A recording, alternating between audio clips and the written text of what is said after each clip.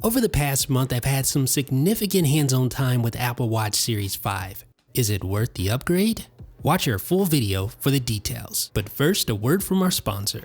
Thanks to our friends at Monoware for sponsoring 9 to 5 Mac on YouTube. Monoware has been in the Apple Watch band making business for 4 to 5 years, and they make beautiful bands like the perforated leather band, perfect for a weekend drive to the countryside, but also looks great in formal attire. But if leather's not your thing and you like to stay active, there's the nylon active band. There's no buckles at all, and it features infinite adjustments for comfort. It also dries quick for active lifestyles. The Urban Canvas features a low-profile buckle design with stunning canvas plus leather plus stitching combination that will surely turn heads. You may have noticed that Apple didn't have much in the way of new leather bands this year, but that's okay because Monoware has you covered. Click the link in the description to visit Monoware now. Thanks for watching 9 to 5 Mac. Be sure to thumbs up, click the subscribe button, and then enable notifications with the bell icon so you won't miss any upcoming videos.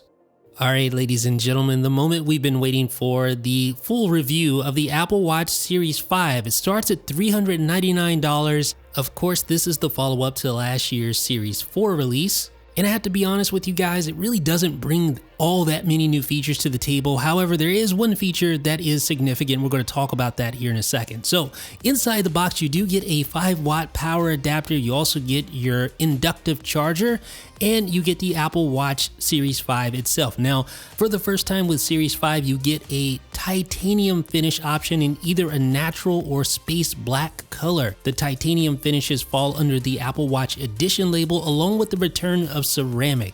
And as you saw, you get 2 bands with the Apple Watch Edition. You get by default the Sport Band and whatever other band you configure. In my case, I chose the Sport Loop. Alright, so we've popped it out of the protective cover. Let's talk about some key specs. You have the always-on display, a magnetometer with compass, 64-bit dual-core S5 processor, 18 hours of battery life, 32 gigabytes of storage, new titanium case finishes, the return of ceramic, and it starts at $399 for the 40mm version. Now, I chose the 44mm version for the very first time with an Apple Watch, and I have a reason for that, which I'm going to discuss here in a bit.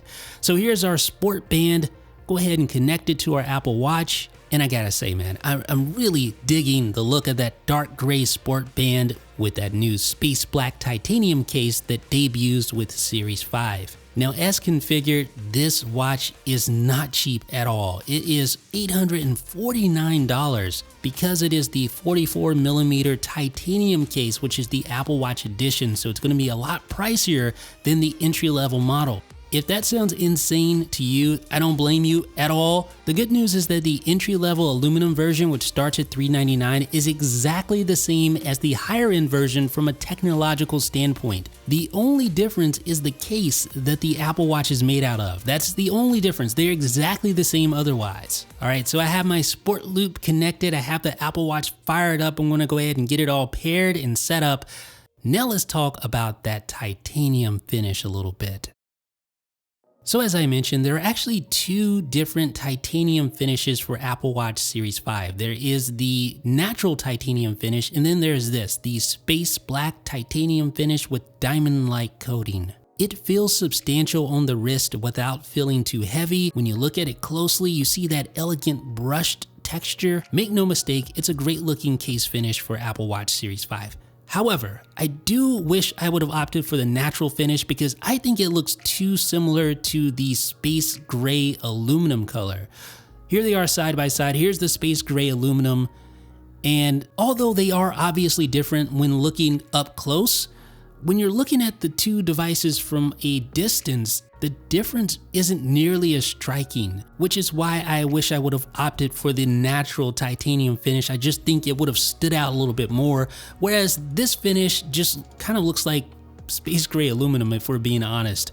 Here's the natural titanium finish. I think it looks a lot better in my opinion. What do you guys think? Let me know. And then of course you have ceramic, which costs $1,300 to start. This is the best looking Apple Watch, but it has the same exact internals as the cheapest Apple Watch, and it'll be outdated in just a few years. So it's hard to justify the cost. Now let's talk about the best new Apple Watch Series 5 feature, the always-on display. And as you may have guessed, it is such a nice thing to have on the Apple Watch. Thanks to an improved LTPO OLED Retina display, the refresh rate can go from 60 Hz all the way down to 1 Hz, meaning 1 cycle per second. So the less refresh you have, the less power draw from that display on the battery. So notice the minute hand here. It moves ahead 1 tick, so you still get the current time.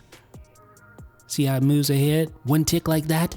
You still get the current time, but it hides the second hand, it hides all the animation, and that coupled with the dark background on that OLED display, along with dimming of the pixels that are active, saves on battery life. And the great thing is that you have an always on display, so even if your watch is like at an angle like this or it's inactive, you can still see what time it is. Go figure. That's super useful to have on a watch, right? So here's Series 4 on the left compared to Series 5, both in an inactive state, but you see the time on Series 5. Yes, you have an always on display on Series 5, and it works across all watch faces, including all the new watch faces here. So we're gonna time out this face. This is the Meridian face, and you can see it goes dark, so it doesn't have those pixels on, and of course it dims a little bit, and it drops down to 1 Hz. So here's the modular compact face. You're gonna put it in an inactive state. The second hand disappears, of course, and here is the numerals duo. And notice the time, it's actually gonna tick ahead to 3:24, just like that. So you still have a live active clock on your display, even though it's in an inactive state. So you can still tell your time, and even some complications will be able to give you updated data thanks to that 1 cycle per second refresh rate. So here is the gradient watch face. And you can see the second hand moving along there. So you'll see that minute hand tick ahead, even though it's in an inactive state. See it right there. See it? Very subtle, but you saw it. So this is just fundamentally better than a completely black screen on your watch face. I can't tell you how much better it is. Here is the inactivity when in an application, so it's just going to show you a digital clock there. Notice here the inactivity when you're in a workout. This is really interesting because there's so much going on screen when a workout is active. You have the seconds, you have the milliseconds, you have a little animation here, you have your heart rate moving, other stuff. But notice in the timeout state, the little animation has paused, of course, because we're at 1 Hz refresh, but here you can see that's enough of a refresh rate to count down seconds. You're not gonna be able to do milliseconds, but you can do seconds. You can do an updated BPM as well. And when I tap it, it comes back active again with your animation and all that other data. That's the advantage of this updated display. So to me, this is a game changer for the Apple Watch. I mean, I never want to go back to how it was before when the screen would just go black and you have to raise your wrist or tap the digital crown or do something to draw attention to the fact that you wanted to see the time, which could be perceived as rude by some people.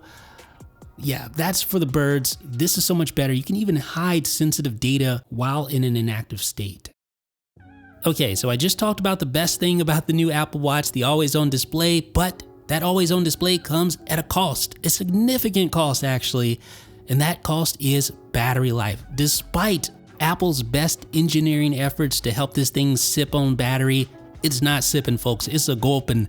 The battery life on the Apple Watch Series 5 is noticeably worse than the Apple Watch Series 4. And I'm not someone who really uses my watch all that much to do like crazy stuff. I mean, I'm mainly just using it for telling the time and notifications.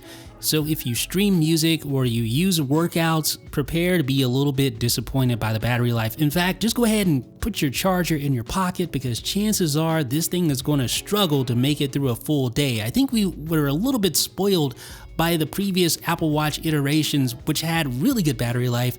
This one, not so much. For the very first time, the Apple Watch comes with a built-in magnetometer, which means that the watch can now determine magnetic north and adjust automatically to true north. And this is really cool because that means now you have a compass, there's compass complications, and thanks to this functionality, the Maps app can now tell you which direction you're facing, and even third-party apps can join in on the fun and use the magnetometer to tell you which direction you're pointing in. It's a very nice feature to have, if not a little overdue. Certainly not a feature that by itself warrants an upgrade to Series 5, but definitely nice to have. On Apple Watch Series 5, Apple doubled the storage from Series 4. So Series 4 only had 16 gigabytes of onboard storage. Series 5 has 32 gigabytes of onboard storage, which is great for storing all that music right there on your wrist, which can potentially save battery life because you don't have to stream it. You can just play it directly from your Apple Watch to your EarPods or your Beats or other Bluetooth headphones of your choosing. And it's also nice to have because now you can download apps directly to your Apple Watch without using your iPhone. Now, some people may be disappointed that there is no speed increase when comparing Series 4 and Series 5. Now, Series 5 does have what they call the S5 system on a package, which includes that new compass, it includes the additional storage. So the system in a package is actually new, technically, but the CPU and the GPU, the main components of that package, are exactly the same. So you're not going to notice any speed difference between Series 4 and Series 5. That's not a big deal because Series 4 was already extremely snappy, launching apps, switching between apps, going to your dock page, going back to the watch face, whatever the case may be. It is very fast on Series 4, and likewise, it's fast on Series 5. And then finally, I kind of alluded to it already, but there's watchOS 6, which brings tons of new features to the table, like the calculator. Finally, we have a calculator on the Apple Watch. And then there is the App Store, which allows you, like I said, to download apps directly from your Apple Watch. No middleman iPhone required at all. So that extra storage may come in handy for that. So here you can see I'm downloading Outcast for Apple Watch, and then I can launch that as soon as it's finished downloading. Be sure to check out our full video walkthrough of the top watchOS 6 features. One of those features is the Noise app, which tells you how loud it is in your environment. Then you have Voice Memos, which makes its debut in watchOS 6, and a newly redesigned Reminders app as well. So I know what you're thinking. Jeff, you've used Series 5 for a month now. Should I upgrade or not? If you have an older Apple Watch like a Series 0 or Series 1, if you're coming from something like that, yes, definitely go ahead and upgrade. But if you're coming from a Series 4, I just can't recommend that. It's basically the exact same watch with an always-on display. Now, don't get me wrong, the always-on display is awesome. And if the lack of such a feature has made you dislike your Apple Watch, then yeah, go ahead and upgrade. But the reason why I'm so hesitant to tell people to upgrade is because the battery life is very lackluster, at least at this time. Maybe Apple will push an update to address the issue. Now, if money is your main concern, you may even want to consider Series 3, which is still a really good Apple Watch and starts at only $200. Now, if you're coming from Series 3, it's more of a 50-50 thing. If you can hold off for Series 6, great, but if you can't hold off anymore, you need to upgrade, go ahead and do so. What do you guys think? Do you agree or disagree? Let me know down below in the comments, and also be sure to thumbs up and subscribe for more videos like this. Special thanks to our friends over at Monoware for sponsoring 9to5Mac on YouTube. Remember, head over to monowaredesign.com to find genuine leather Apple Watch bands. Monoware has bands that work with any Apple Watch from Series 0 all the way up to Series 5.